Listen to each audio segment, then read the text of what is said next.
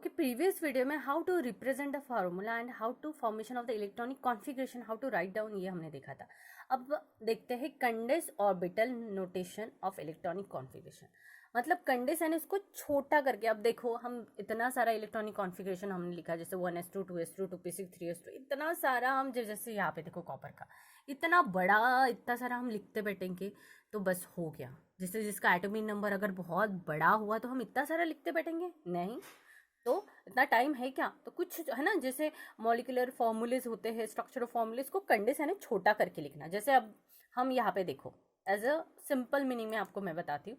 For example, अगर यहाँ पे हमने ऐसे दिखाया है x x x x, how many times is write down? 1 2 3 4, but it is biggest, है ना, कितना बड़ा। अगर इसको हमें कंडेंस करके लिखना है तो हम इसको कंडेंस में कैसे लिखेंगे? x4। इसका मीनिंग चेंज हुआ क्या? नहीं, x 4 टाइम्स ही है, 1 2 3 4, ये भी। तो इसको हमने कंडेंस करके लिखा। इतनी बार एक्स लिखने से अच्छा x 4 टाइम 4। तो इस ऐसे ही हमें इलेक्ट्रॉनिक कॉन्फ़िगरेशन में समझ में आएगा। जैसे कंडेंस है इसको छोटा करके लिखना, इसका मीनिंग चेंज होता है कि छोटा करके लिखने से। जैसे यहाँ पे मीनिंग हो रहा है कि x 4 टाइम्स है, तो वैसे ही x 4 टाइम्स, तो ये हो गया इसका कंडेंस में कैसे लिखा जाता है।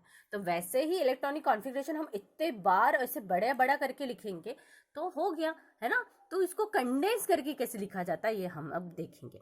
तो सी हियर कैसे लिखा जाता है condense electronic configuration. The orbital notation of electronic configuration of an element with a high atomic number comprises a long train of symbol orbital with an increasing order of energy, right? तो अगर किसी का atomic number बहुत बड़ा होगा, जैसे 100 102 something something होगा, तो इतने टाइम हम इतना सारा एटॉमिक नंबर लॉन्ग सिंबल्स लिखते जाएंगे, 1s2 2s2, कितनी बार इंक्रीजिंग ऑर्डर में ऑफ एनर्जी लिखते जाएंगे। It can be condense by dividing in 2 parts. अगर हम इसको कंडेंस करके लिखेंगे तो condense is divided on 2 parts. So this electronic configuration of the predicting inert gas is a part of the electronic configuration of many element, right? Inert gas बहुत सारे predicting part of electronic configuration में होते हैं। So उस time पे the electronic configuration of any element in condensed orbital notation, it is implied by the writing symbol of the inert gas square bracket. जो inert gas मतलब बचे हुए electron जहाँ पे, तो स्क्वायर ब्रैकेट में लिखा जाता है। It is core part of the electronic configuration of the element. The outer configuration is specific to a particular element written immediately of the bracket. मतलब outer part में, उसके outer shell में कितनी, हमें कभी भी क्या पता करना है कि उसके outer shell में कितने इलेक्ट्रॉन है। अगर इन noble gases are all elements are stable, right. Noble gases के एलिमेंट में सभी के सभी एलिमेंट स्टेबल रहते हैं, तो हमें उसके पता रहता है कि सभी इलेक्ट्रॉन स्टेबल है, तो उसके पूरे फुलफिल होंगे। बट कोई वैकेंट इलेक्ट्रॉन है और जिसकी आउटर शेल कंप्लीट नहीं है, उसके आउटर शेल में कितने इलेक्ट्रॉन है, तो हम वैकेंट इलेक्ट्रॉन बताते हैं ना कि उसकी, जैसे हाइड्रोजन का और तो कंप्लीट है क्या? वो नहीं है, तो उसके आउटर शेल में कितने इलेक्ट्रॉन बताएंगे? 1, ऑब्वियसली 1 ही है तो 1 ही है। Helium is stable. लिथियम का आउटर शेल में इलेक्ट्रॉन कितने बताएंगे हम? 1।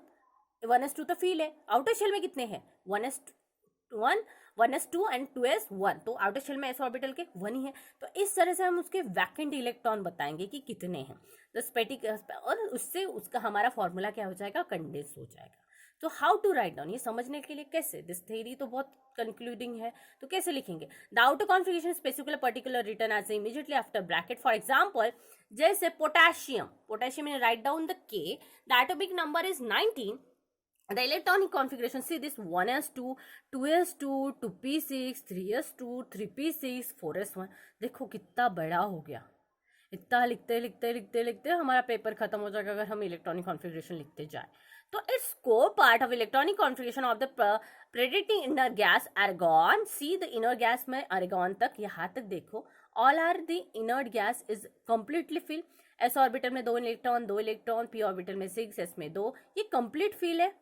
और एस ऑर्बिटल में 2 चाहिए यहाँ पे एक, तो सी हम ये कंप्लीट फिल शेल हमने सेपरेट लिख दिए, 1s2 2s2 2p6 3s2 3p6, while 4s1 is outer part, क्योंकि ये बाहर का पार्ट है। जैसे सी दिस, यहाँ पे अगर हम दिखाने जाए तो सी दिस गाइस, यहाँ पे ये ऐसा बन गया हमारा, एक ही हम दिखाते हैं,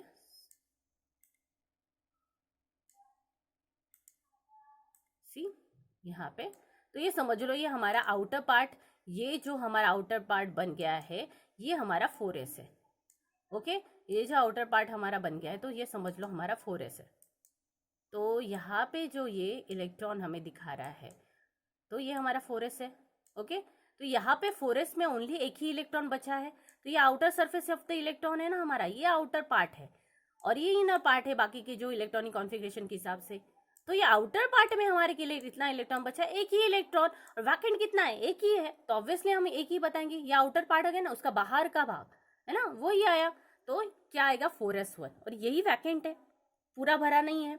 In the outer part, therefore, the condensed orbital nation of the electronic configuration of the potassium is, in show 4s1, the table 4.2 display the detail of the condensed orbital nation of a electronic configuration of various element with the atomic number 1 to 30.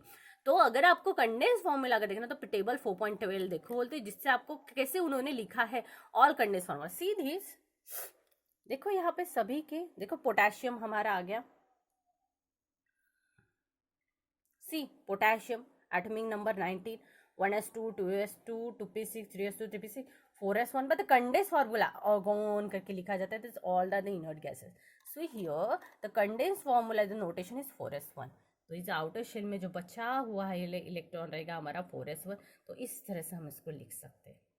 तो ये condense करके लिखा, इतना बड़ा हमें लिखने की जरूरत नहीं, तो इसमें हम 4s1 या उसमें हम p भी इन्वॉल्व कर सकते, 3p6 एंड 4s1, 7 इलेक्ट्रॉन ना उसके आउटर शेल में, ऐसे बता सकते, क्योंकि हमेशा आउटर शेल भी इलेक्ट्रॉन बताते वक्त हम ये दोनों ज्वाइन करते हैं।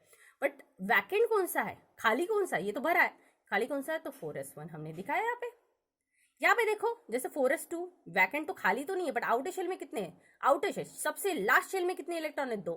अब सबसे लास्ट शेल में 3d, ये दोनों d में हमने देखा था, डी जब हम देख रहे थे तो डी में क्या होता है, डी जब कैलकुलेट करते हैं, पी तक कुछ भी इन्वॉल्वमेंट यहाँ पे, बट पी तक हमने 3s2, 3p6 है देख तो कभी भी देखना जब गाइस पी जहाँ पे डी ऑर्बिटल इन्वॉल्व होता है, और जो ऑर्बिटल हमेशा यहाँ पे 4s2, 3d, तो ये दोनों दिखाने हमें जरूरी, जहाँ पे डी इन्वॉल्व हुआ, राइट, जहाँ पे डी देखो कम है, डी कम है, तो यानी डायरेक्ट 4s पे इन्होंने कैसे जंप किया, तो हमेशा डी के साथ एस ऑर्बिटल ज्वाइंट होता है, तो डी के कभी भी कंप्लीट फील नहीं होता जब तक एस ऑर्बिटल में हम कुछ ऑर्बिटल इलेक्ट्रॉन नहीं डालते। देखो यहाँ पे 3d ये पहले आता है, 3d1 एंड 4s2, देखो तो इन्होंने पहले करने, तो डी में 10 इलेक्ट्रॉन चाहिए, इसने इसको क्यों दे दिए, तो हमेशा 4s के साथ 3d ज्वाइन होगा।